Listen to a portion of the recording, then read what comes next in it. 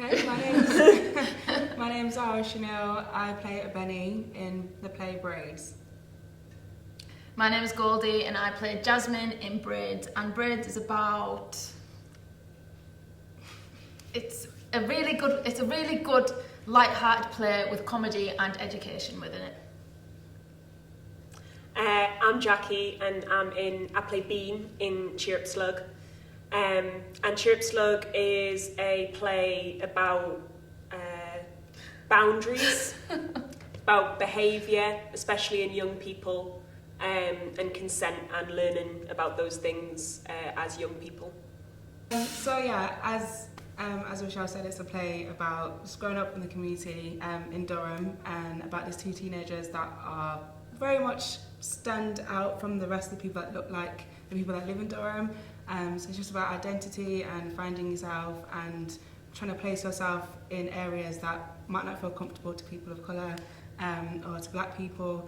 And it's basically just about finding yourself really, and being able to stand in and fit out at the same time and feel comfortable in your own skin.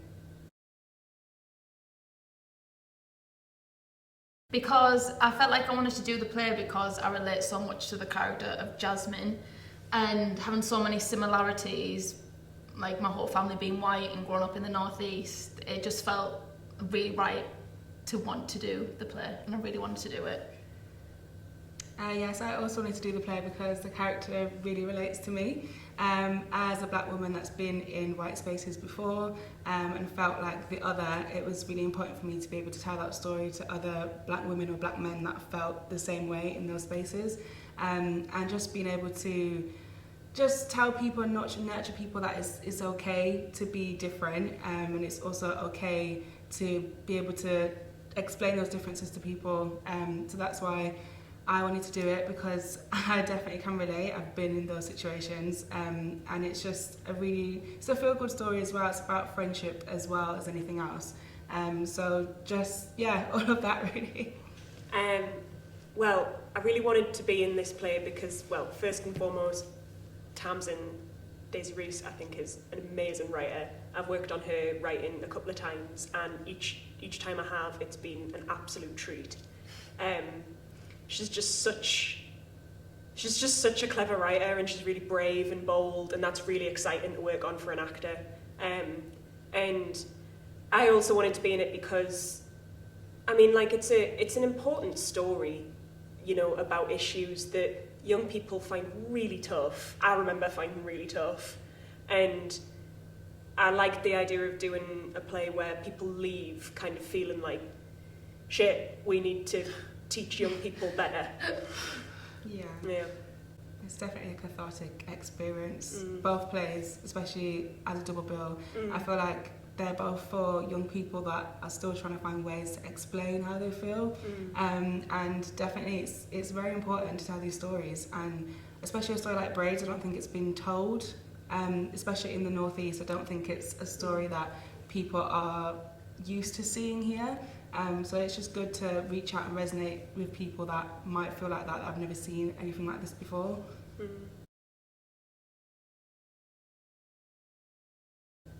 Oh yeah, definitely.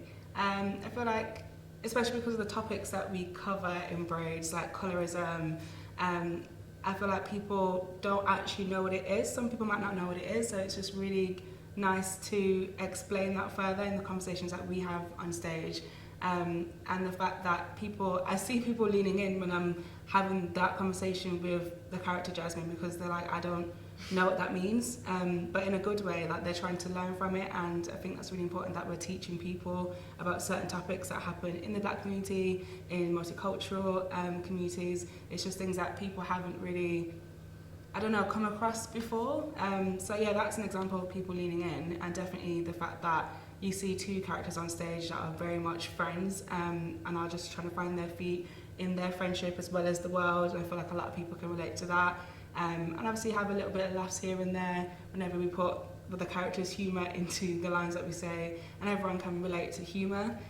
So it's just really nice that everyone can lean into certain parts even if they don't understand what's going on. And I think what's quite So Braids is a really lovely story about friendship, and Cheer Up Slug is about friendship as well. It's a little bit more of a negative experience of friendship, I would say, without spoiling too much. But it's interesting because the audience is with you at the beginning because we're seeing two friends bickering and like being friends and knowing each other really well, and that's so familiar and that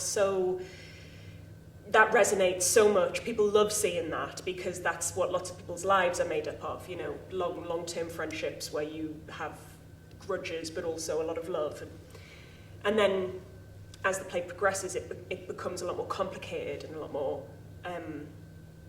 difficult.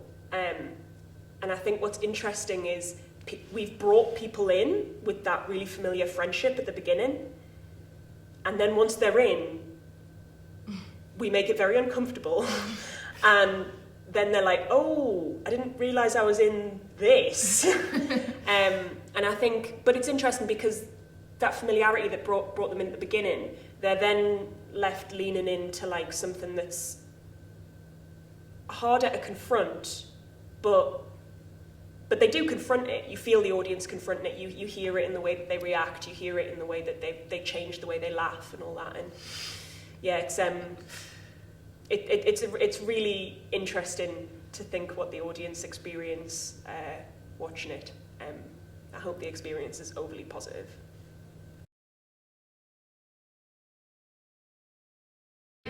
Feel like the energy from the audience. I feel like you can feel when they're engaged in it and when they're not engaged. But when you feel like you're engaged in it, it gives you like, oh yeah, let's go, let's do this. It just feels like really nice, especially when there's only two of you on stage. Yeah. You can really feel people's eyes on you. So Yeah. when it's good eyes on you, that's when it's the best. Yeah, because the two-handers are really hard as well, as we were mentioning. So it's just two people having a conversation, really, and to make the audience feel comfortable enough to want to join our conversation. So yeah, it's hard to always keep the attention, but as long as we're clear and we're connecting with the audience as much as we're connecting with each other, then it's easier for them to want to laugh and feel comfortable and be, you know, just alive in the space. So yeah, that really helps when the audience is like looking and engaged and actually reacting to anything that we're saying. So yeah, it is hard to keep it. I feel like you have to walk on stage with a certain energy to keep it there throughout the whole entire play. Yeah, agreed. And I think from mine and David's experience doing a two-hander, I actually really love doing two-handers. I find it so like there's something so I don't know what the word is. Like you feel like you're so on the same team, which like obviously you are because you're in the same cast and you're in the same company. But like when you've just got that other person out there with you, there's a bit of a bond created, and like it's very and then when that bond's created, you can have quite a lot of fun with it. Like I know when it's going well, when me and David are trying out new stuff. Yeah. Because we feel comfortable to be able to, and it's almost like we're giving each other little unvoiced signals that like, oh yeah, let's try it a bit like this, or oh, I'm going to do it a bit like this, and not that we are steering massively from our direction. Like, just want to put that out there. I think our director said something in the last week about how like the play exists between this point and this point. And what's really fun about when you like settle into the run is you can try out all the different places in between those 2 points. You might have rehearsed it here, and you might have like, you know, rehearsed it like in that middle bit. But like as you get more comfortable, you realise it can go a bit that way, it can go a bit that way, and it's really fun doing a two-hander and like discovering that together on stage. It's really, really fun. Yeah. It's been amazing. Like just exhilarating. Like it's just nice to be on stage again and have people watch you and give the audience a cathartic experience. It's been nice to be in a room with people, first of all. It was nice to be in the rehearsal room. It's made my brain start working again. Because like obviously for the last 18 months, just not being able to be creative in the way that I want to be has really like, I think it's put it down on all of us. So it was just really nice to be somewhere where everyone has the same mindset as me, and we can play and feel vulnerable in the space, and everyone's accepting of that. And that we can build friendships and build characters in a safe space, basically. It was nice to have all of that and the challenges that come along the way with that, including like exercises that we did to find the characters and to find the world that we're in.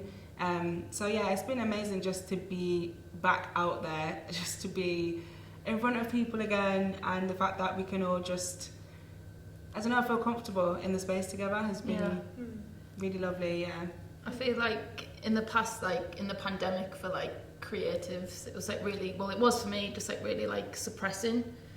So like when you finally get back to normal and you're doing things that you want to do, like even like it's in your body and your mind, it's just so like relaxing and freeing, and then like your motivation comes back, and it's just I don't know, I just feel like it's really freeing. It's really freeing. It's been particularly lovely being back in this building. I've got quite a long. I started out at the youth theatre at Live. Oh, so did you? yeah. I'm a proper Live veteran. Yeah. So it honestly, I can't even tell you what it means for one of my first jobs back to be a run here. It warms my heart completely.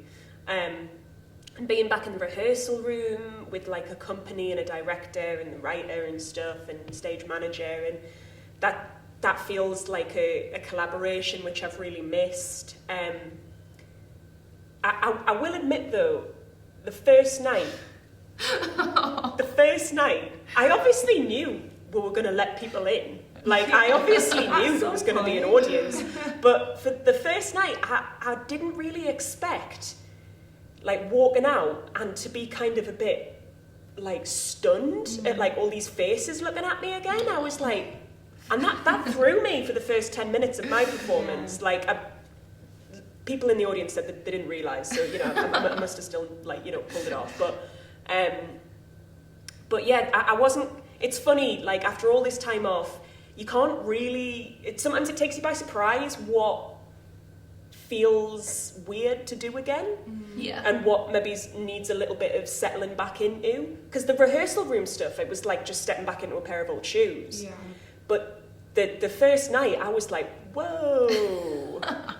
Yeah. God, they all need me to do this. And don't get me wrong, like I after about 10 minutes I settled into it, and now we're settled into the run, and it's just really fun to be playing on stage in front of an audience. But yeah, it was strange that first night. Yeah, it's a bit of a shock to the system. Yeah, especially after all this time off. Like with the lights and everything, you know what I mean? Like the lights, them in the dark and me up on stage, and not being allowed to run off, and like, you know. Yeah. I don't know, it sounds strange because obviously I'm an actor and that's obviously what I do, but after all this time off, that was something I wasn't particularly expecting exactly. to take me a bit. It's been a long time. Yeah. And even moving from the rehearsal room to the stage, that was also a big thing to do. So I was like, oh, the markings aren't on the ground anymore. Oh my Here is the set. It's actual props. So just getting used to the set and the props, and it's like, there's a lot to do. And it's like really, I don't know, it feels, what's the word? I'm like nervous and excited at the same time to get everything together. This is what we've been rehearsing for, it's what we've been planning for. But yeah, obviously we're humans, we're going to have nerves. So yeah, but it's still been, this is what we live for, it's exciting.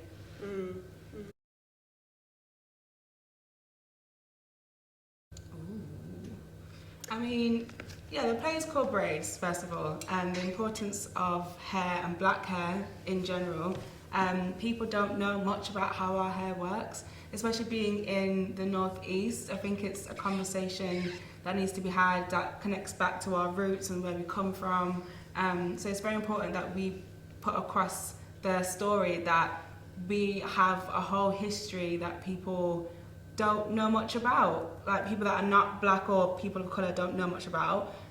So I wanted to take away the fact that we have a history that comes from so many different aspects of our life. Like before slavery, we were kings and queens, and people need to know that. And hair was a really important, still is really important, especially back in Africa. Like, your hair is your crown, and the fact that this play is called Braids and it's about our hair somehow being an issue in certain spaces is like, people need to understand that my hair isn't an issue, never was an issue, and it's my crown.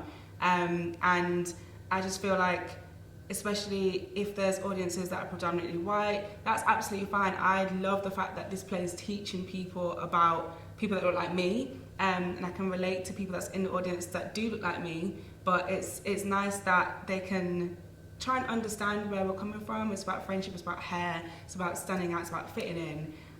It's about being different shades, and that everyone is different, but we are all one race at the end of the day. So to answer the question, what I think they should take away from it is just understanding a relief that like we can all relate on certain things, and doing research, and like, we're in Black History Month, you know what I mean? Like, do something that you don't think you'd do before. Like, go and speak to a person of colour, like go and research something to do with Black history, go and learn something that you wouldn't think you'd learn before watching this play. Yeah, if that makes sense. As well as all that, for me, I want people to take away, like, there's still a need to fight for equality. Like, regardless of, like, what's happened, like, the past year, like, the Black Lives Matter movement, like, there's still, like, changes to be made. And, like, people have powerful voices, so please use them when it comes to equality, because you might think that you're not making a difference, but, like, you really are. So the conversations that I think people should be having after singing Cheer Up Slug, and probably will be having, is about, you know, what we're teaching young people, particularly young boys. Like, are young boys still being taught an entitlement that girls are never taught? Are young boys still being taught an entitlement in relationships and in a romantic context that young girls are never taught? And really scrutinising and thinking hard about the ways that we are teaching young boys that. Like, is it, like, where's it coming from? Is it coming from our media? Is it coming from very small conversations? Is it coming from role models? Like, or is it being peppered from loads of different spaces and loads of different sources? And that when it's coming from all these different sources, about like how we go about like dismantling that, how we go about challenging that, and how we go about recognizing it, because yeah, the things that Will and Bean go through are things that like lots of lasses like my age went through when they were going through puberty, and like we just can't keep having generation after generation of young boys feeling an entitlement that girls don't feel, because then there's always going to be a power imbalance, and there's always going to be there's always going to be a power imbalance that's going to ultimately treat young girls unfairly. Yeah. That was good. Thank you. I agree. Thank you. That was really good. Thank you.